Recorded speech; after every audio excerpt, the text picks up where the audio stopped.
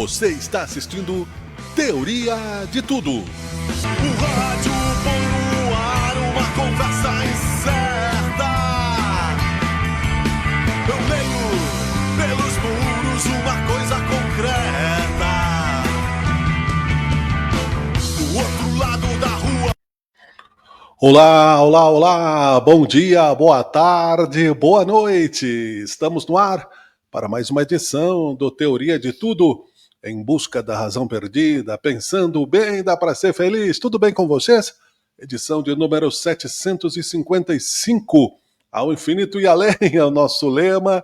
São mais de 1.500 horas de gravações, junto com a comunidade nacional, né? Porque tem amigos de todos os lugares do Brasil, conexões internacionais, mas claro, aqui na Serra Gaúcha, em Caxias do Sul, dia 6 de novembro de 2025, 3 horas 15 minutos, né? 15h15, né? A hora oficial do Brasil, mas você sabe que o nosso programa ele tem uma pós-audiência muito grande, então você nos confere no Facebook, no YouTube, no LinkedIn, na nossa rádio, radiosabecaxias.com.br, junto com o nosso portal, você também acompanha a nossa audiência por toda a plataforma, com o apoio de Unicesumar, a melhor EAD do Brasil, nota 5 no MEC e vários cursos, infinitas possibilidades aqui no Spirit Hub também, você vai ficar sabendo ao longo das nossas programações. Já estamos, né, como comunicado, aqui na nossa nova sala, no prédio da Unicesumar, estamos desde 2020 nessa parceria,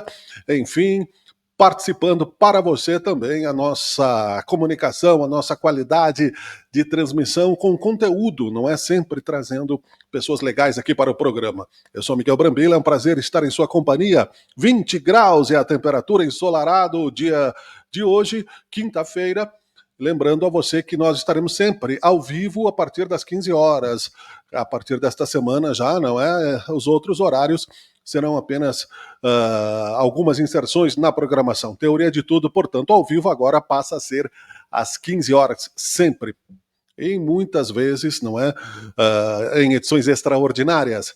Apoio de CPR, Rodas e Pneus, Mecânica Tecnicar, Agrícola Juriti, nosso vizinho aqui em São Pellegrino, Top Down Informática, a marca que faz muito por você, Mecânica São Eloy, Mercado de Ideias, a livraria, né, que está conosco, o portal Sabe Caxias, sabecaxias.com.br, todos os amigos queridos que fazem parte aqui também do nosso ecossistema de transmissões. Rapidamente, alguns destaques para pontuar o dia de hoje, para que vocês saibam onde é que você está no futuro. Dona do Facebook, Instagram e WhatsApp lucrou 16 bilhões com anúncios de golpes e produtos ilegais em 2024. Eu falei ilegais, não falei legais. Veja bem. Governo federal desmente proposta de auxílio a famílias de mortos em mega operação policial no Rio. Manutenção da taxa básica de juros em 15% ao ano. Custo elevado ao setor produtivo, diz Fiergs. Defesa Civil emite alerta para chuvas intensas em ventos fortes nesta sexta-feira na capital gaúcha e também toda a Serra. Defesa Civil de Caxias do Sul, inclusive, já emitiu um alerta. Você encontra mais informações também no nosso rádio portal sabecaxias.com.br. Juventude ganhou, fez 3 pontos, não é? Aleluia, irmão, quem sabe sai da zona do rebaixamento, não é? Enfim. Lembrando que nós temos também, claro, a RPP Construtora, um abraço ao Rodrigo Postiglione, e o Brilha Caxias, com a Prefeitura de Caxias do Sul, junto com a CDL, fazendo parte também da nossa programação neste momento.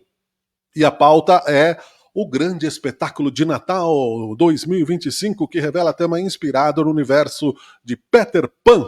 Para falar sobre isso e também um pouco sobre a sua produção cultural, eu tenho aqui, né, a nossa amiga Cali Troian, nossa amiga, minha e da audiência, porque ela já participou outras vezes do programa, e é a primeira entrevistada ao vivo aqui no programa. Ontem teve programa, mas ao vivo aqui nesta sala, você é a primeira vez, né? Portanto, seja bem-vinda, deixa eu te botar aqui na tela, tá ali, muito prazer tê-la aqui no Teoria de Tudo, adicioná-la ao palco. Bom dia, boa tarde, boa noite, é o nosso lema. Olá, Miguel, olá, ouvintes. Primeiro que alegria, né? Poder estrear essa sala nova, este espaço, e agradecer o espaço, inclusive, sempre muito acolhedor para a gente poder trazer as pautas da cultura, as pautas de Natal e tudo aquilo que faz muito bem a nossa cidade. Que legal, cara. A gente vai falar do Natal, né? É claro, o grande espetáculo de Natal. Eu vou botar na tela aqui a foto, né, de todo mundo. Mas primeiro, fala um pouco aí da produção cultural na cidade. Como é que tá esse ano aí, né? Parece que as coisas voltaram a acontecer legal, né? A cultura tá bombando, né, cara? Não precisa contar a tua história, todo mundo já conhece. Não, na verdade a gente percebe eu percebo uma mudança, né, na percepção da importância da cultura, e isso faz com que automaticamente a produção cultural fique aquecida. Nós temos ótimos grupos, ótimos artistas, muito bons produtores culturais. Ainda temos muito a caminhar, especialmente na qualificação dos espaços públicos e equipamentos culturais, mas é uma caminhada.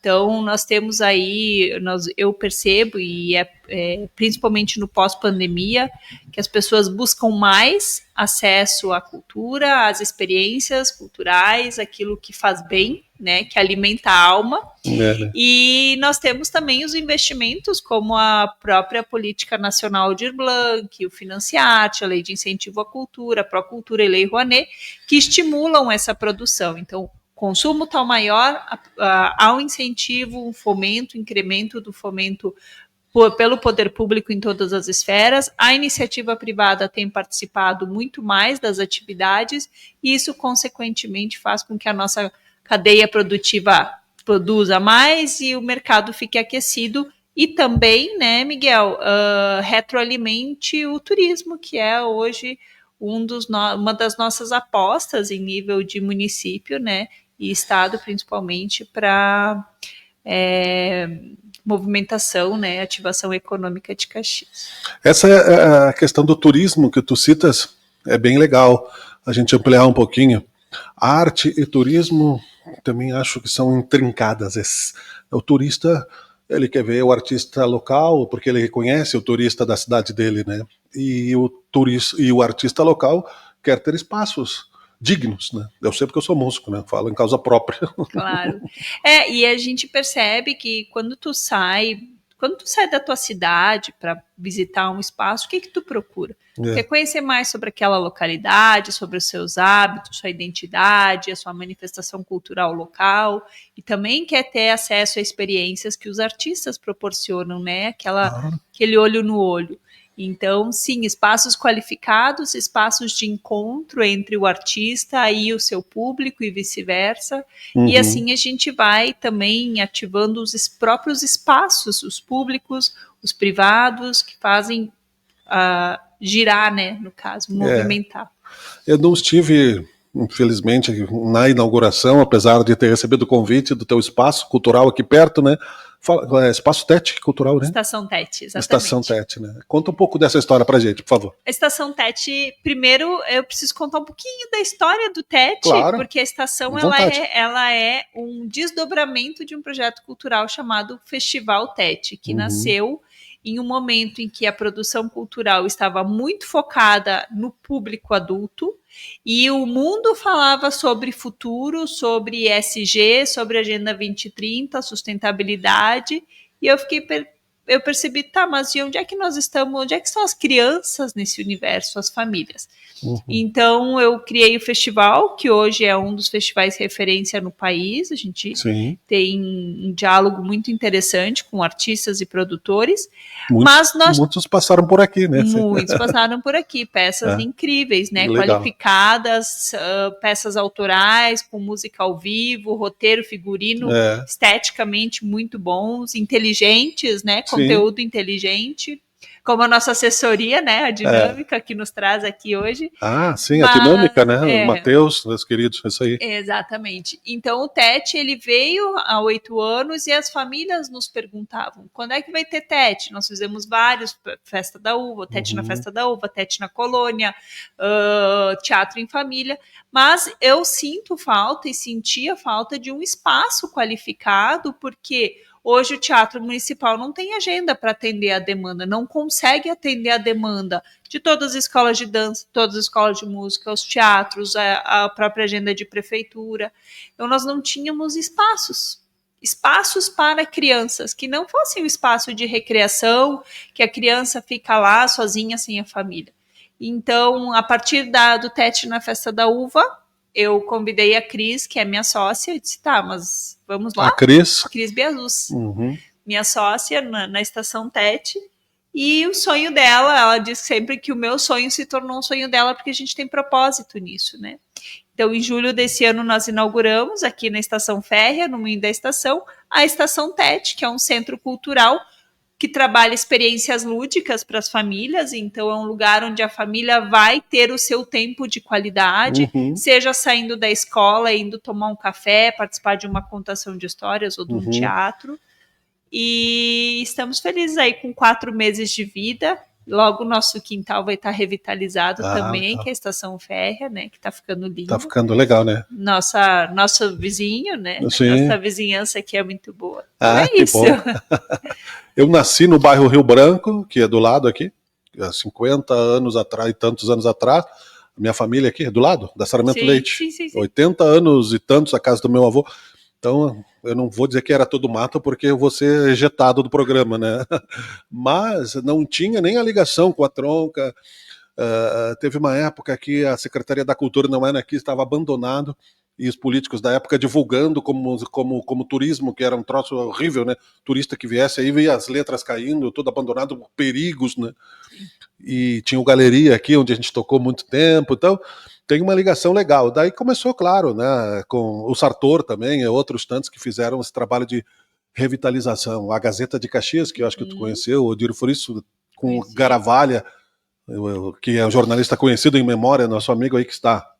Fizemos muitas matérias interessantes aqui, inclusive ajudando a tirar o Capica, né, o ferro velho que tinha invadido a estação, né, e ficou 20 anos ali numa estação federal ocupando um espaço que é público. Hoje é tudo praça, né?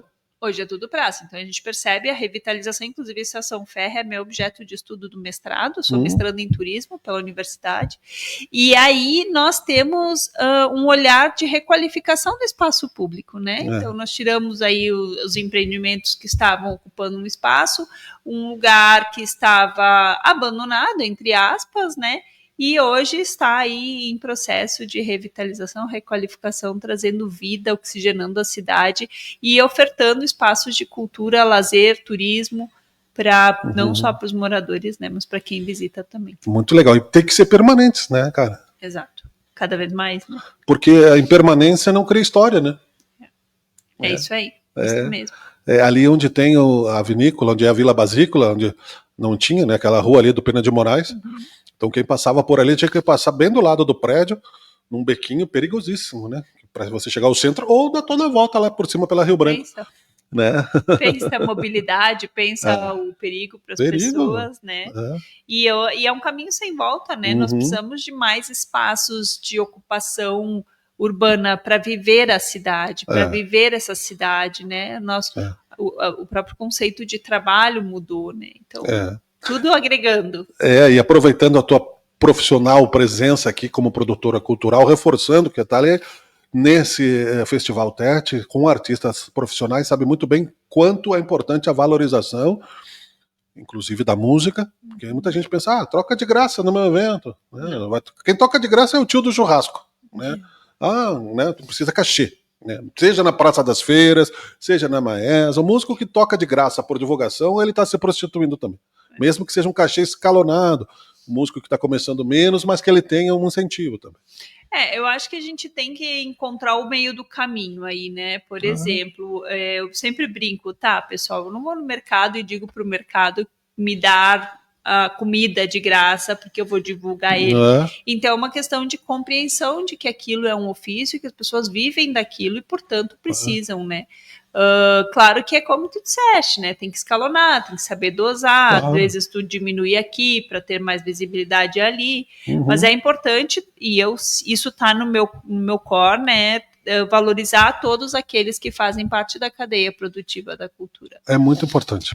A gente precisa, senão a gente não se sustenta, não há uma sustentabilidade do setor. Exatamente. Então, ao passo que o músico, ao mesmo tempo que ele cobra cachê, ele precisa transferir uma parte desse cachê para sua retroalimentação na qualificação, de Exato. profissionalização. Então, não Isso é muito basta bom, só né? ter boa voz ou ter bom movimento corporal ou ter uma tela, pintar uma tela incrível, se tu não alimenta o teu profissional, teu profissionalismo e não só a técnica, né? Muita gente pensa, o cachê é tanto, mas e as horas de ensaio são subsidiadas por quem?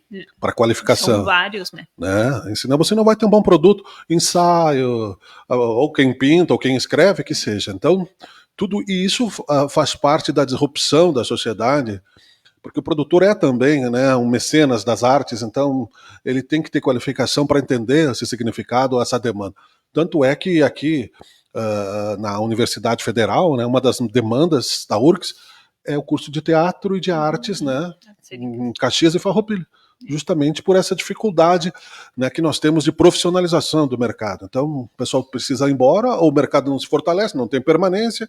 E eventos como o grande espetáculo de Natal também são importantes nesse sentido, né? Vou botar na tela aqui, porque também fomenta, né? Traz arte, traz cultura e traz entretenimento deste ano, com o tema Peter Pan, né? Deixa eu botar na tela. Pode falar sobre o espetáculo, por gentileza, Kali. Então, o Grande Espetáculo de Natal nasceu há 9 anos, numa iniciativa do empresário e entusiasta Pedro Sebi. Pedro identificou a necessidade de estimular eu digo que mudou a forma de celebrar o Natal em Caxias. Então, há 9 anos, desde 2002, eu estou à frente da produção cultural e direção executiva, e o Grupo TOL, Coro Unimed, fazem parte deste grupo artístico, né? Legal. Mas nós temos mais, só pegando o gancho, né, da profissionalização e da valorização do artista local, é uma diretriz que nós tenhamos elenco local participando do espetáculo para além do coro, Coro Unimed. Isso é importantíssimo. Exato. Então, nós tivemos já audições em algum momento, nós tivemos oficinas formativas, e das oficinas formativas convidamos alguns deles para fazer parte. Claro. Hoje, esse elenco local é orquestrado pelo coreógrafo e artista e produtor, diretor Matheus Brusa, na área da dança. Amanhã eu vou entrevistar ele. Então a gente trabalha de uma forma muito qualificada e com o propósito de dar oportunidade para as pessoas de estrearem um espetáculo deste porte, com essa inserção. Semana que vem estaremos visitando a imprensa no estado, porque nós precisamos projetar isso também. O grande espetáculo, ele já não é mais um espetáculo só de Caxias, é um espetáculo da Serra, é do estado. E nesse ano, então, todos os anos nós pensamos qual o tema. O Pedro é sempre uma pessoa à frente do seu tempo. Legal. E isso faz com que a gente tenha aí um peso ainda maior, um peso no bom sentido, né? Uma responsabilidade ainda maior. No ano passado nós fizemos tivemos a inspiração de um musical, porque vivíamos em um momento difícil no estado, muitas crianças em abrigos, muitas crianças, né, sem os seus familiares. E neste ano nós vamos trazer algo que é muito valoroso a todos. Todos nós crescemos, mas nós podemos crescer e não perder a capacidade de sonhar, não perder a leveza da criança. Peter Pan nos ensina isso. Que legal. Então nós temos a inspiração, não é uma reprodução, não é não se vai no espetáculo pensando que vai assistir Peter Pan. Não, nós trazemos a moral da história, o que Peter Pan nos ensina para o grande espetáculo de Natal. Muito bom, eu adoro, né, todo o universo Peter Pan, né? O tic-tac. O tic-tac é o tempo, o nosso tempo, né? Vão ter essas inspirações também? A gente o tem crocodilo tic-tac é o que comeu a mão do Capitão Gancho, né? Para quem não lembra. A gente não vai ter Capitão Gancho, a gente não vai ter os personagens, a gente traz a inspiração, olha, eu dando da moral spoiler, da história, né? A gente traz a moral da história, a questão do tempo, a questão de que nós adultos, se tem uma época, Miguel e ouvintes, né? Isso. Se tem uma época que faz com que todos voltemos a ser criança, é o Natal. É verdade. Talvez Natal. O Dia das Crianças, que daí as crianças que brincam junto com os adultos. É. Mas no Natal desperta um sentimento que é único, e a gente faz questão de tentar fazer com que isso reverbere ao longo de todo o ano. Perfeito. Então, primeiro porque a gente trabalha de janeiro a janeiro no espetáculo de Natal, né? Terminar um já está em outro. Mas é isso, como nós podemos crescer, não é não crescer. Eu posso crescer, eu posso ficar mais velho. O que eu não posso perder é a capacidade de sonhar, de acreditar nas coisas, de imaginar, de gargalhar, de viver aquelas coisas que são bobas aparentemente, mas que na verdade é ali que mora a serenidade, né? Aquilo que a infância nos traz. Perfeito, a serenidade, né? A fantasia, Exato. a solidariedade que o Natal inspira, né? Eu tive uma infância muito feliz, graças a Deus, muito lúdica. Minha mãe fazia as patinhas do coelho, tinha o Papai Noel, tinha o Dia da Criança, mas tem muita gente que não tem também, né? Isso. Então, compartilhar essas ludicidades, né? Essas fantasias e a solidariedade que a arte inspira através da sensibilidade, né? Que a pessoa passa a ter. É muito legal. E também, cara, é importante tu ter citado essa questão dos artistas locais, do fomento às artes como uma forma profissional, porque ao contrário disso, artista não é ONG, né? O artista, ele se fomenta, não tem como você chegar para um artista e dizer, não, agora você vira um engenheiro. Ele não vai conseguir. Eu digo isso. Agora você pare de ser músico, você que quis ser músico, deixa e vai ser Uber. Né? Então, ele vai ser, mas vai secar, vai morrer, vai ter uma tristeza. Triste, né? Senão, o que acontece é o quê? Uma elitização da arte e da cultura, o que é muito ruim. Né? Só se fomenta quem se sustenta em outras profissões, vai fazer uma arte amadora, daí isso é muito ruim também. Nada contra quem faça, muito como hobby, mas não é essa a ideia. Não, a ideia é profissionalizar cada vez mais. Eu falo sempre que o TET, por exemplo, essa semana eu vi um vídeo já mais velho, assim, agora fugiu o nome do artista, que falou que ele é filho da Lei Rouanet. Porque ele teve, quando ele era jovem, informação na Bahia, ator em formação na Bahia, ele, o Lázaro Ramos e mais um dos artistas foram beneficiados com projetos de Lei Rouanet. Claro. Fomento, isso é fomento. Exato. E a mesma forma, a gente também tem que pensar do contrário, a gente tem que pensar em formas de potencializar. Mas o fomento, ele serve para estimular a cadeia produtiva, assim Perfeito. Como tem no automobilismo, assim como tem para a indústria, das diversas áreas, né? Então, é necessário sim profissionalizar e continuar fomentando. Perfeito. Para concluir, Calê, qual é o serviço, então, do Grande Espetáculo? Então, convido todos para assistirem o Grande Espetáculo de Natal nos dias 29 e 30 de novembro, às 20 horas, em frente à Casa Manha Bosco, na nossa praça. No ano passado reunimos 33 mil pessoas e nesse ano também queremos alcançar este público, famílias reunidas para vivenciar o Natal. Isso é Natal, né? Obrigado. Então, gratuitamente, totalmente gratuito, não tem venda de espaços, isso é importante falar. Sim.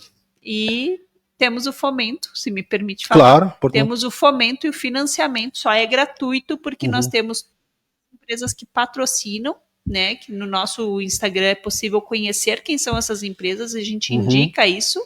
E financiamento da lei federal, Lei Rouanet, a lei estadual, Procultura RS e a lei municipal, integrando todos nessa execução. Parabéns, quero uma produtora assim, né, nos meus produtos. Obrigada. Obrigado, boa tarde. Obrigada, boa tarde.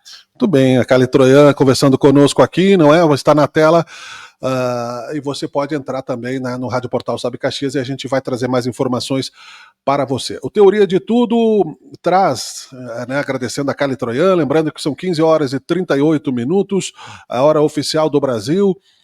Nós, nesta apresentação do Teoria de Tudo, lembramos a você que estamos por toda a plataforma, com mais de 2.000 visualizações por programa, trazendo conteúdos importantes, disruptivos, na edição de número 755. E a nossa pauta, então, depois do intervalo, agora eu vou trazer para você uma pauta de política do programa Cidadania. A relação Brasil e Estados Unidos, consultora avalia a possibilidade do Brasil, né, as possibilidades após o encontro entre o Trump e o presidente Lula. Vou colocar na tela aqui um programa importante, fica conosco. 2025 tem sido um ano desafiador para a relação bilateral entre Brasil e Estados Unidos. As notícias mais recentes são de um início de entendimento, depois que os presidentes Lula e Donald Trump se encontraram formalmente na Malásia durante a cúpula da Associação de Nações do Sudeste Asiático, para entender melhor o atual contexto e projetar o cenário futuro da relação entre os dois países. Eu converso agora com Arthur Leone, consultor legislativo do Senado. E para ficar claro para você que está em casa, o Arthur é consultor na área de relações internacionais. Arthur, obrigado por participar aqui do Cidadania. E já vou começar te perguntando aqui, porque esse tema tem chamado muito a atenção dos brasileiros. Desde 3 meses atrás, a gente está gravando esse programa em outubro, logo depois desse encontro de Lula e Donald Trump, quando a relação ficou mais esgarçada, né? Com as tarifas, lei Magnitsky para algumas autoridades brasileiras. Esse foi o pior momento mesmo, na sua visão, como um especialista da área, da relação entre Brasil e Estados Unidos? Agradeço o convite por estar aqui na TV Senado, debatendo um tema que é tão atual e importante. E eu acho que sua análise está correta. Sem dúvida nenhuma, é um dos pontos mais baixos do relacionamento bicentenário entre Brasil e Estados Unidos. A gente pode lembrar, inclusive, que os Estados Unidos foi um dos primeiros países a reconhecer a independência do país, e hoje a gente se encontra nesse impasse econômico, comercial, político, diplomático, que tem causado transtornos para todos os setores da sociedade. E na sua visão, então, esse encontro formal dentro da cúpula de países asiáticos, esse encontro entre Lula e Donald Trump, ele ajuda a melhorar esse cenário que estava se mostrando catastrófico até então? Sem dúvida nenhuma. O caminho é o diálogo, e o diálogo num campo neutro, ele é muito mais proveitoso. Havia um receio muito grande quando o Itamaraty tentou estabelecer um diálogo entre o presidente Lula e o presidente Trump, de que houvesse algum constrangimento, como aconteceu com alguns outros chefes de estados quando essas reuniões ocorreram na Casa Branca. Então, o fato de ocorrer na cúpula da ASEAN também é um fato que deve ser louvado e contribui, sem dúvida nenhuma, para a aproximação entre os dois países. Então, é uma aproximação que não se desenha apenas com o executivo. É importante lembrar, o empresariado brasileiro desempenha e desempenhou um papel fundamental. A CNI, o próprio Senado Federal também tem contribuído nessa aproximação. Na sua visão, porque a gente viu a empolgação ali inicial, lógico que são dois políticos hábeis, né? Mas na sua visão, o pragmatismo da diplomacia brasileira conseguiu finalmente se sobressair, porque estava tendo dificuldade, né?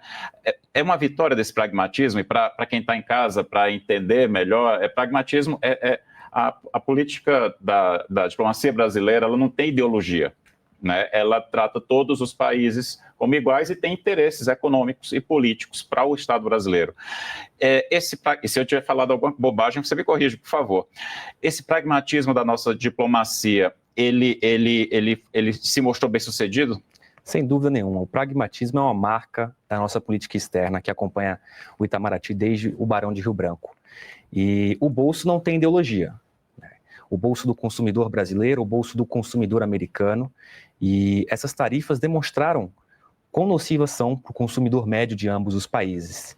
Então, esse pragmatismo reflete isso. Vamos deixar as ideologias, as divergências políticas que cada líder tenha, eventualmente tenha, de lado e contribuir para o bem-estar de nosso cidadão, de nosso país, de nossas indústrias.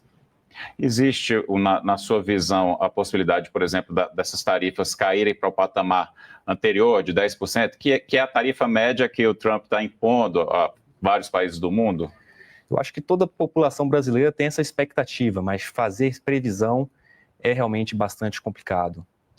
Vamos falar um pouquinho, então, dessa histórica relação, como você disse, bicentenária. São dois países que realmente, as independências são próximas, têm elementos próximos também na sua própria Constituição. São países que lidaram com a questão do racismo, né, de maneira bem contundente. Os Estados Unidos até que teve guerra para acabar com a questão racial entre norte e sul. O Brasil aconteceu por outro caminho, mas que também conseguiu a abolição, que não foi feita da maneira correta, mas enfim, aconteceu, a gente está lidando com esse fenômeno até hoje. Como é que é essa relação Brasil e Estados Unidos? É uma relação bicentenária que resistiu ao tempo. Primeiro dizer isso. São duas grandes democracias do Ocidente, multirraciais, como você bem sublinhou, que guardam grandes afinidades culturais, ideológicas e civilizatórias. Os Estados Unidos, quando lança a doutrina Monroe, lá no início do século XIX, é curioso notar que o Império do Brasil, foi o primeiro país a aderir à doutrina Monroe. Vamos explicar para quem está em casa o que é a doutrina Monroe? A doutrina Monroe foi uma política norte-americana de estabelecer que os assuntos americanos, do continente americano, deveriam ser tratados pelos americanos. Pelos americanos aqui falam do continente, todos os cidadãos aqui. Era uma política, portanto, isolacionista, evitando intromissão europeia em assuntos do continente, mas ao mesmo tempo intervencionista, porque reservava aos Estados Unidos um papel de polícia continental. Foi uma política, portanto, que perdurou por algum tempo, inclusive, com algumas adaptações. Foi boa para eles, né? Mas para os outros países das Américas não foi lá das melhores. Não tanto. De fato, existem algumas condicionantes das relações internacionais no continente americano. Você tem grandes assimetrias de poder militar, assimetrias econômicas, e você tem um país, de fato, que atua de modo mais ofensivo, ao passo que outros atuam de modo defensivo e até com interesses restritos às suas localidades imediatas. Na sua visão, a gente tem um dizer popular de que os Estados Unidos gostam de tratar, principalmente a América Latina, né, ou seja, do México até chegando à América do Sul, como quintal. Isso é um reflexo direto do que aconteceu ali lá atrás com a doutrina Monroe? Pode ser, foi uma política de intervenção, mas isso não se sustenta na realidade. Os Estados Unidos têm claras diretrizes para a política externa no que se refere à América Latina. E ela se assenta sobre 3 pilares: o econômico comercial, o pilar de governança democrática e de segurança. Essas são 3 prioridades que sempre acompanharam os governos americanos, sejam eles republicanos, sejam eles democratas.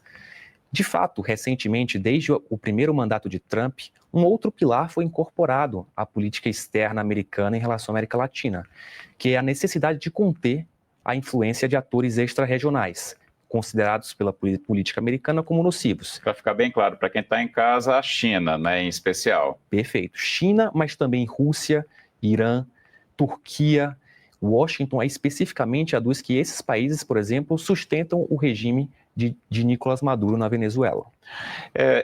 Alguns desses países, praticamente todos, eles fazem parte do que a gente chama de Sul Global, do qual o Brasil faz parte também.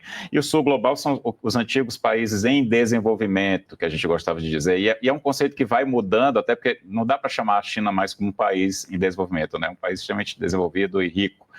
Mas com a organização desses países, e até em quase blocos, como o BRICS, que ainda não é um bloco, mas existe pretensão de se tornar, quem sabe daqui a uma década, talvez, os Estados Unidos estão se sentindo ameaçados? Sem dúvida nenhuma. Isso é uma preocupação por parte dos formuladores de política externa americana. Muito embora o BRICS não tenha o objetivo de confrontar a ordem mundial vigente, mas reformá-la, tornar as instituições financeiras, as instituições políticas e multilaterais mais representativas, dando peso aos países africanos, aos países latinos. Mas, para os Estados Unidos, são blocos de grande influência em que China e Rússia exercem grande liderança. Então, de fato, há uma percepção de que esses mecanismos podem servir a outros interesses. Essa movimentação recente, né, de julho para cá, e que os Estados Unidos tentaram penalizar o Brasil de maneira mais dura, coloca o Brasil também dentro desse grupo de países que os Estados Unidos veem como ameaça, ou na verdade eles achavam que dava para trazer o Brasil de volta para o antigo quintal latino-americano? De fato, não. O Brasil ainda não está dentro desses estados. Inclusive, eles são nominados em documentos americanos como ameaças à segurança nacional norte-americana. É um momento baixo do relacionamento bilateral entre Brasil e Estados Unidos, sem dúvida nenhuma, e que pode ter sido influenciado também por informações equivocadas, porque, por exemplo, o Brasil mantém um déficit comercial com com os Estados Unidos. Há muitos anos. Há muitos anos. Ou seja, a gente compra mais deles, para ficar claro para quem está em casa, né, do que eles da gente. Exato. Os Estados Unidos são um grande investidor estrangeiro direto aqui no país, presença em variados setores, assim como o Brasil também investe lá nos setores de óleo e gás, setor de frigorífico. Então, é um relacionamento comercial de duas mãos, onde a força da indústria brasileira se une à sofisticação do mercado norte-americano. Então, sem dúvida nenhuma, essa aplicação de tarifas tem danos profundos para a economia de dois países. E aí você falou um pouquinho de informações equivocadas, entra a questão ideológica, né? O grupo que hoje está na oposição e há essa tentativa de voltar ao poder, eles passaram informações a respeito de questões internas aqui, né? No caso, com relação ao julgamento do então presidente Bolsonaro, que agora já é ex-presidente da República, e isso acabou afetando, mas na sua visão, quando o Trump falou das tarifas e das outras sanções ao Brasil, esse era o principal motivo mesmo, que ele chegou a falar do nome de Bolsonaro, ou tinha outros pontos ali que estavam ocultos, mas que para ele pesavam mais? Perfeito. Analistas de relações internacionais costumam dizer que os interesses são outros. E eles passam desde a desdolarização da economia, o receio de desdolarizar o comércio internacional, a aproximação do Brasil com outras potências regionais, saindo da órbita de influência de Washington mais diretamente. Então, há essa tese, e ela tem bastante força, de que outros interesses, de fato, estariam relacionados a esse relacionamento ter atingido esse nível tão baixo como nós temos presenciado hoje. Arthur, eu vou te pedir, nem quis te interromper para deixar você terminar o raciocínio, mas para explicar para quem está em casa o que seria essa desdolarização. Bom, o comércio internacional hoje, ele tem uma moeda comum que é o dólar. Todas as transações, elas são feitas por meio do dólar, através do dólar. E isso tem um custo para os países, especialmente os países em desenvolvimento. E uma série de iniciativas existem e estão em discussão para buscar meios alternativos ao pagamento em dólar. Essas iniciativas já existem em alguma medida regionalmente, localmente. O Brasil realiza comércio com alguns países da América do Sul, do Cone Sul, por meio do sistema de moedas local. Então não há necessidade de fazer essas conversões. Mas a nível global, esse debate ainda é incipiente. E certamente os interesses dos Estados Unidos seriam bastante afetados, bastante influenciados. Portanto, não convém aos Estados Unidos permitir que um movimento desse ocorra. Mas é importante ressaltar também que na última cúpula do BRICS, que foi aqui no Brasil, foi no Rio de Janeiro, a desdolarização não esteve em pauta. Então, embora tenha tido toda essa repercussão, a desdolarização não foi uma pauta do grupo do BRICS na última cúpula. Maravilha. Outro ponto também que falam bastante, eu queria perguntar para você, é do interesse dos Estados Unidos nas ditas terras raras. A China tem a maior quantidade comprovada já, e o Brasil é o segundo país a ter uma grande quantidade já. Só que a China já explora isso, já tem o conhecimento e a tecnologia para explorar, o Brasil ainda não. Nem os Estados Unidos têm, mas eles têm muito interesse nisso. Vamos explicar para quem está em casa. Bom, quando a gente fala de transição energética, você tem que falar de terras raras. São os minerais fundamentais para construções de baterias, placas solares. Então, a nova corrida, a geopolítica do século XXI, é a corrida pelas terras raras. E o Brasil, de fato, como você bem sublinhou, abriga muito desses minerais. E eles são fundamentais para a construção de foguetes, placas solares, baterias de veículos elétricos. Não só o Brasil, Bolívia, Chile. Então, há um movimento global para conquistar essas minas, empresas estrangeiras dominando essas áreas de produção. Isso é uma preocupação de toda a política externa de todo o país. Os Estados Unidos têm uma lista de minerais críticos que consideram essenciais à segurança nacional. Então você já tem um relacionamento entre minerais críticos e a própria existência e sobrevivência do Estado.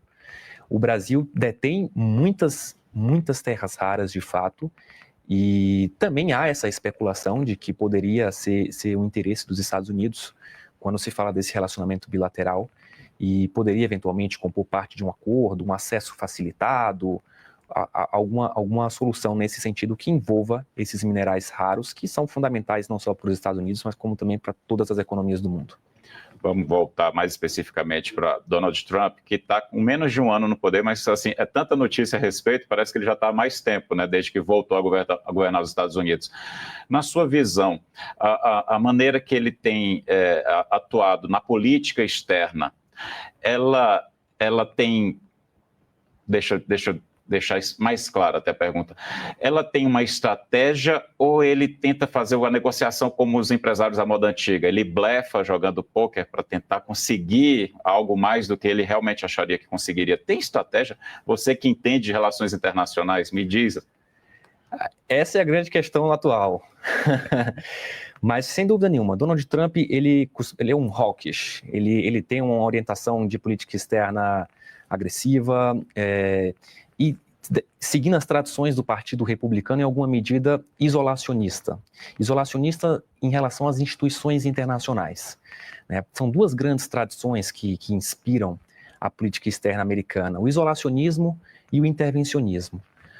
Um intervencionismo pontual, seletivo e judicial, mas um isolacionismo que se refletiu em inúmeros momentos, e hoje eu acho que isso aparece de modo mais acentuado, porque o direito internacional, os organismos internacionais, a Organização Mundial do Comércio, todas essas instituições que foram conformadas sob liderança dos Estados Unidos, inclusive, se encontram muitas vezes inoperantes para lidar com os desafios que têm se apresentado atualmente.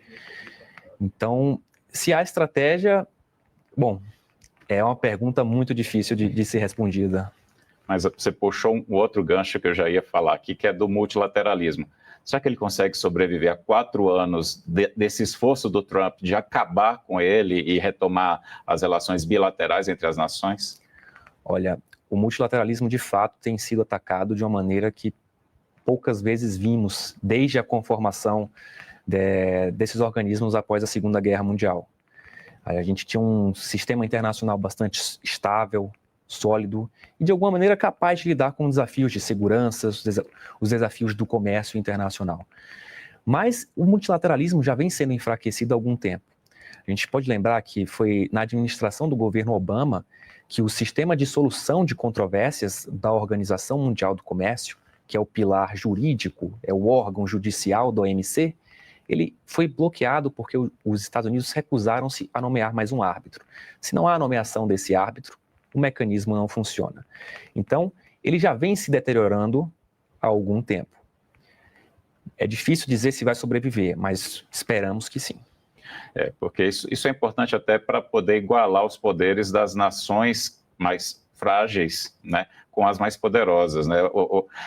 Para quem está em casa, para ficar mais claro para você, a gente, quando fala multilateralismo, a gente está falando da ONU, Organização Mundial do Comércio, essas várias entidades que reúnem as várias nações, os vários países globais e que são muito importantes nesse sentido. Vamos voltar um pouquinho agora para o início do programa, quando eu falei contigo a respeito desse encontro formal do Lula com Trump na cúpula da ASEAN. E eles dois saíram já falando, os dois falando juntos, que o grupo Brasil e Estados Unidos, né, na verdade, o corpo diplomático brasileiro, com a equipe do Marco Rubio, que é o secretário de Estado dos Estados Unidos, eles já iam começar a fazer reuniões. Você está otimista? Qual é a expectativa? Não precisa prometer nada na resposta, mas eu queria que você falasse o que é que a gente pode esperar. O que a gente viu foi que uma das demandas do governo brasileiro foi, além da redução das tarifas, também a retirada de sanções a algumas autoridades sancionadas sob a Lei Magnitsky. A gente espera que isso de fato ocorra. Primeiro porque o Poder Judiciário do Brasil é independente e, quando se fala de direito internacional, atos judiciais são atos de império, portanto, gozam de imunidade de jurisdição. E, por outro lado, sobre o aspecto econômico-comercial, é o que é mais conveniente para a economia dos dois países. Se a gente for lembrar, há 2 dias atrás, o Senado americano aprovou uma resolução que derruba as tarifas de Trump. Muito embora haja expectativa de que essa medida não venha a ser aprovada na Câmara dos Deputados americanas, porque costuma votar de acordo com o governo Trump, isso já demonstra que os legisladores americanos, sejam eles republicanos, sejam eles democratas, estão preocupados com o impacto das tarifas, estão preocupados com a deterioração do relacionamento bilateral entre Brasil e Estados Unidos. Não só os legisladores, o empresariado americano, o empresariado brasileiro. Então, eu acho que é bem possível reverter esse cenário e voltar à normalidade. Outro ponto que foi tratado foi a questão da Venezuela. Queria que você falasse um pouquinho sobre isso, contextualizasse essa situação atual. Tem muita gente achando que os Estados Unidos estão passando muito do ponto no que estão fazendo com a Venezuela. É curioso notar que durante o encontro, o presidente Lula se ofereceu para mediar a tensão entre Estados Unidos e Venezuela. E se a gente voltar atrás, o Brasil também já foi mediador. Perdão, os Estados Unidos também já se ofereceram para mediar o conflito da Guerra do Paraguai. Então veja como a história se entrelaça novamente. Venezuela e Estados Unidos tinham relações extremamente íntimas e maduras, especialmente no governo de Rafael Caldeira. Se você perceber, o esporte mais popular na Venezuela, inclusive, é o beisebol, não é o futebol. A Venezuela era a principal fornecedora de petróleo bruto para os Estados Unidos. Então havia um intenso relacionamento comercial, político e diplomático entre os dois países. Após a ascensão de Hugo Chávez, de fato, o relacionamento começa a se deteriorar. Com Nicolás Maduro também, as tensões se elevam e os Estados Unidos chegam a reconhecer Juan Guaidó como presidente interino da Venezuela. Os representantes de Maduro, então, deixam Washington. De fato, o relacionamento esfriou bastante. E Trump está com estratégia de pressão máxima na Venezuela, relembrando tempos em que havia intervenções americanas em países latino-americanos. A gente pode lembrar do Panamá, Granada, entre outros episódios que com certeza o continente não quer testemunhar novamente. Mas você acredita que a situação pode se escalar lá na Venezuela, ou você acredita que o pior já passou e entra nessa estratégia do Trump de sempre blefar e não chegar ao limite da ameaça? O movimento que Donald Trump faz na região próxima à Venezuela é preocupante. É o envio de navios, de aeronaves. De fato, ninguém sabe o que ele pode fazer em seguida. Sem dúvida, a declaração de guerra depende do aval do Congresso americano, mas uma intervenção pontual eventualmente poderia ser justificada sem a necessidade desse aval do Congresso e poderia trazer grandes consequências para a região, sem dúvida nenhuma. Antes da gente terminar, você está otimista? A gente vê o mundo num cenário assim que às vezes nos preocupa, né? A gente vem do pós-Segunda Guerra, com a construção de todos esses órgãos multilaterais e um esforço com os direitos humanos ganhando força, a ascensão em vários, isso a gente está generalizando, né? Mas em vários países a ascensão dos povos, né? Erradicação de uma série de doenças, melhoria de condições de vida. Você acredita que esse ciclo virtuoso do multilateralismo que nasceu pós-Segunda Guerra, ele está morrendo e a gente está entrando no novo ciclo mundial e a gente ainda não está percebendo isso? Olha, eu acho que sua análise tem um fundo de verdade, sim. Hoje a gente vê, houve a invasão da Ucrânia por parte da Rússia, o conflito em Gaza entre Israel e a faixa e o Hamas, conflito com o Hezbollah no Líbano, essas tensões no Mar do Caribe, são vários conflitos ao mesmo tempo, demonstrando a inefetividade, em alguma medida, das instituições multilaterais. Então, é um momento bastante delicado para o direito internacional, para os organismos internacionais, e acho que isso fortalece a tese de que essas instituições devem ser reformadas, porque elas não são mais capazes de atender os desafios que se apresentam no nosso tempo. Só para ficar claro para quem está em casa, reformada não quer dizer acabar com elas têm que ser, na verdade, recriadas. Exato. Se adequar aos tempos atuais. Elas foram criadas no contexto de 1945. As ameaças à segurança em 1945 eram umas, as ameaças ao livre comércio eram outras, e não persistem mais. Os atores mudaram. Então, de fato, essas instituições merecem ter uma representatividade mais adequada. Arthur Leone, muito obrigado pela entrevista. Eu que agradeço. E eu agradeço também a você que nos acompanhou até aqui. Este programa está no site senado.leg.br/TV e também no canal da TV Senado no YouTube. Aproveite, se inscreva no canal para garantir seu acesso à informação de qualidade. A gente se vê no próximo Cidadania.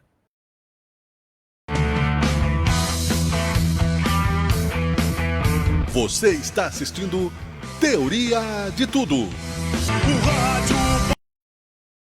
Quando eu não puder pisar mais na avenida, quando as minhas pernas não puderem aguentar. Se já não dá mais para entrar na avenida, venha para o CPR Rodas e Pneus. Comércio de rodas e pneus novos e usados. Consertos de rodas em geral. Entre na Avenida Brilhando. CPR Rodas e Pneus. E não deixe o samba morrer. Não deixe o samba acabar. O morro foi feito de samba pra gente sambar. Fazendo a sua graduação EAD na Unicesumar, você também conta com ferramentas extras que turbinam sua carreira desde o primeiro dia, como o curso de Gestão do Tempo, que além de ser oferecido gratuitamente para os alunos, é com um dos maiores experts do Brasil, o Rafael Medeiros. Ele já treinou iFood, Porsche, Coca-Cola e até o Comitê Olímpico. Você aprende a vencer a procrastinação, organizar sua rotina e ainda agrega valor ao seu currículo. E por falar em currículo, sabe como anda o mercado de trabalho por aí? Para quem estuda na Unicesumar, temos mais de 50 mil vagas de estágios, emprego, além de conteúdos relevantes sobre a carreira na nossa plataforma exclusiva, em parceria com a GUP, empresa líder em RH no Brasil. E que tal mergulhar em culturas diferentes com vivências internacionais? Aqui, a gente tem o Unicesumar Experiências Globais, que é um programa que te coloca em contato com estágios no exterior, intercâmbio presencial e virtual, voluntariado, cursos de idioma, coisa que nenhuma outra EAD faz. E se bater aquela dúvida nos estudos, o programa Ampliar coloca você em aulas ao vivo e em grupo, com monitoria personalizada que aborda os conceitos básicos das áreas de conhecimento como exatas, tecnologia, química, fotografia e muitas outras. Já são 90 mil alunos que aprenderam assim. E aqui você escolhe livro físico ou digital. Se for digital, você nem gasta seus dados de internet para acessar os materiais. Tudo para você chegar lá sem desculpas. Quer um diploma que abre portas desde o primeiro dia? Inscreva-se na EAD Unicesumar.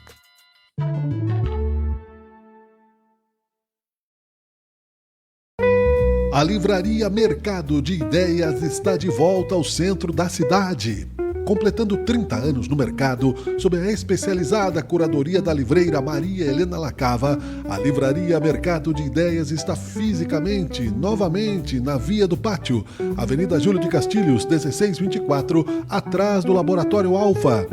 Os livros estão mais vivos do que nunca. Pesquisas especializadas apontam para a revitalização do mercado do livro em papel. Sentir o cheiro, o peso, o prazer colecionável de um bom livro é algo de valor inestimável e que ultrapassa as barreiras. Nem a leitura digital, nem a inteligência artificial substituirão a magia do livro. Venha bater um papo e conhecer a boa e velha livraria Mercado de Ideias. De volta fisicamente à Via do Pátio, Avenida Júlio de Castilhos, 1624, atrás do Laboratório Alfa. Encontre ótimos livros, sugestões e variedades e converse com uma curadoria experiente. O livro é sempre um bom presente em qualquer ocasião. A cultura é sempre elegante. Livraria Mercado de Ideias. Ideias que você compartilha de verdade, porque os livros são eternos.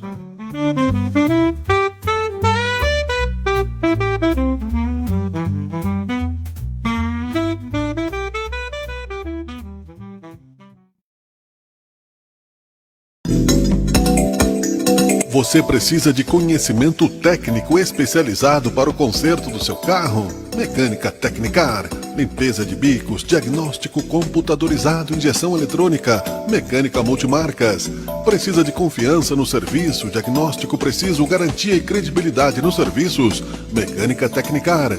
Mesmo em tempos de dificuldades, a Mecânica Tecnicar não deixa você na mão. Garanta segurança, confiança para a sua movimentação. Seu carro é patrimônio importante seu, de sua família, para o seu trabalho.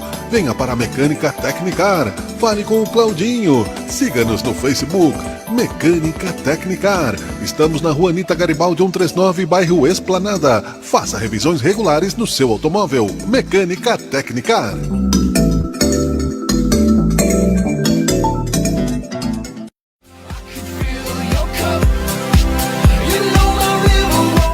O quente é ficar fashion, o quente é ficar clássico, o quente é ficar elegante. Então escolha o melhor corte, o mais adequado para você.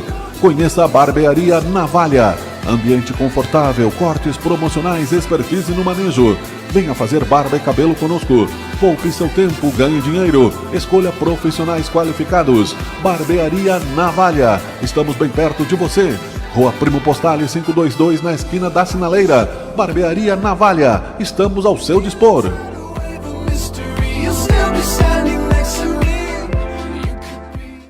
CPR Rodas e Pneus. Deixe sua marca nas ruas. CPR Rodas e Pneus. Rodamos junto com você.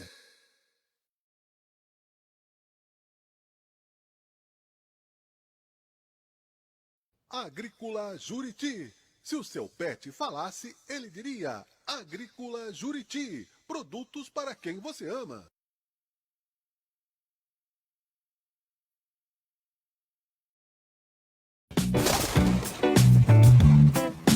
Por dentro da bola.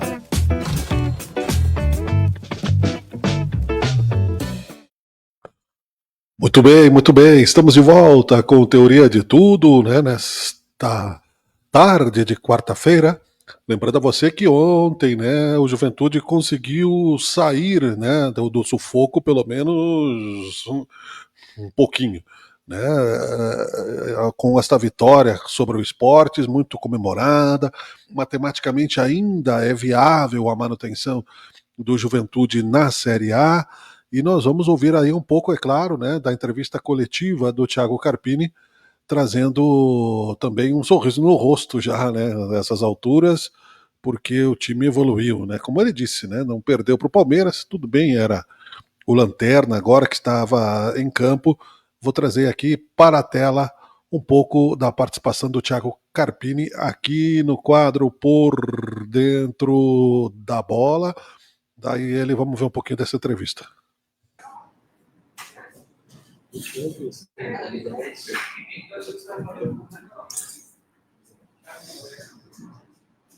Bom, professor, a Juventude chegou hoje aos 29 pontos, diminuiu a distância dos adversários fora da zona. No jogo de hoje a gente viu uma equipe muito competitiva, muito concentrada, teve uma ótima atuação e conquistou os 3 pontos. Uma avaliação dessa vitória e a importância dos 3 pontos na busca pelos objetivos, né, que é a permanência. Boa noite. Boa noite.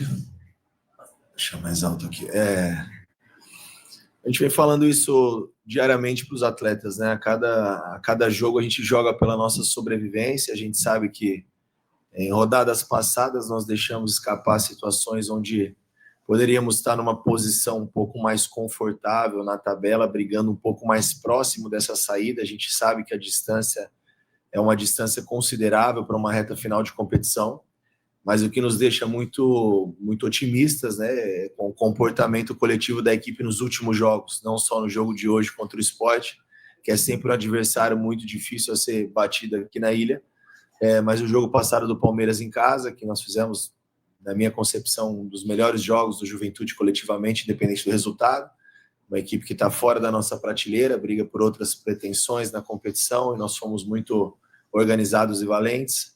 Foi assim também contra o Red Bull, contra o Fluminense no Maracanã. Então hoje foi também mais um bom jogo coletivamente, acompanhado dos 3 pontos, que é o que a gente precisa nessa reta final. Não adianta a gente só falar de conceitos, comportamentos e organização e não pontuar, né?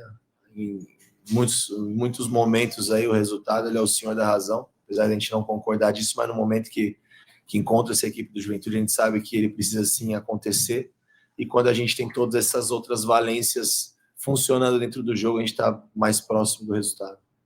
Acho que uma das dificuldades, Carpini, que o Juventude teve durante essa competição foi a constância, né? Conseguir repetir bons resultados. Como que vocês trabalham a partir de agora para que essa partida contra o Sport seja um ponto de partida e não um ponto fora da curva do Juventude? Olha, não dá para tratar essa vitória como um ponto fora da curva, né? Jogar contra o Sport aqui, talvez, eu falei isso para os atletas, talvez seria mais difícil do que jogos que nós enfrentamos dentro do Jacone. A gente sabe que o adversário também ainda luta aí, talvez pela sobrevivência, com a chance bem mais remota, mas enfim, tem as suas pretensões, representa uma torcida, uma instituição, então a gente sabe da dificuldade que seria o jogo de hoje. Foi justamente num jogo de confronto direto que tirou de nós hoje uma condição melhor, que foi o Fortaleza dentro de casa, onde nós deixamos escapar o resultado e tomamos a virada. Esses 3 pontos a gente tem amargado aí todos os dias, porque espero que não faça tanta falta no final. E essa sequência, ela é muito difícil, né? Porque a gente faz um jogo em casa contra o Palmeiras, contra um adversário do nível do Palmeiras, com aquele nível de exigência física, de concentração. Depois você vem até Recife fazer um jogo muito difícil contra o Sport. E agora a gente tem um jogo já no sábado contra o Vasco da Gama. Então, encaixar uma sequência de bons resultados no espaço tão curto de tempo, com as limitações que nós temos dentro do nosso elenco, realmente é muito difícil. De hoje para sábado não tem treino. Se tiver treino, não tem jogo. Então, a gente precisa descansar, recuperar, ajustar em cima de detalhes, de vídeos, de situações. Foi assim do jogo do Palmeiras para o jogo do Sport. A gente praticamente não treinou. Ainda teve o desgaste da viagem. Então, essa cobrança ela acontece também internamente, a gente encaixar resultados positivos em uma sequência melhor. Acho que isso aconteceu logo na minha chegada. Hoje, se eu não me engano, eu completei 14 jogos à frente do projeto só. Foram momentos bons, momentos de dificuldades, mas eu acho que isso é uma situação que ela vem se repetindo, né, desde o início da temporada, de não conseguir encaixar boas sequências. Muito bem, nesse momento o Juventude subiu, né, um ponto na tabela, uma posição na tabela, e está em 18º. Eu vou trazer ele aqui para a tabela para que a gente possa acompanhar. Está 4 pontos do Santos. Você vai poder acompanhar a tabela aqui, né? A tabela importante do Brasileiro. Aí está com a vitória, então o Juventude sobe para a 18ª posição. O Santos está na zona do rebaixamento em 17º. O Vitória com 33 pontos o Santos, não é? O Vitória com 34 pontos. É final de campeonato, tem algumas rodadas ainda. Aqui na ponta está o Palmeiras e Flamengo empatados na liderança, com critérios de desempate aqui. E também Cruzeiro, Mirassol, Bahia, Botafogo, Fluminense, São Paulo, a dupla Grenal aqui embaixo. Em 13º está o Grêmio, com 39 pontos, o Internacional com 36 pontos. A semana do Caxias, você já viu nesse começo de semana, né? Apresentação do novo treinador. É o quadro Por Dentro da Bola. Por Dentro da Bola.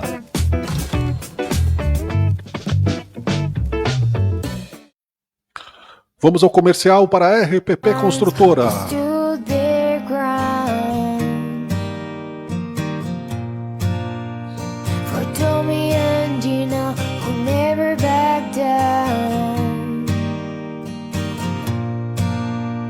Tomorrow's getting harder, make no mistakes.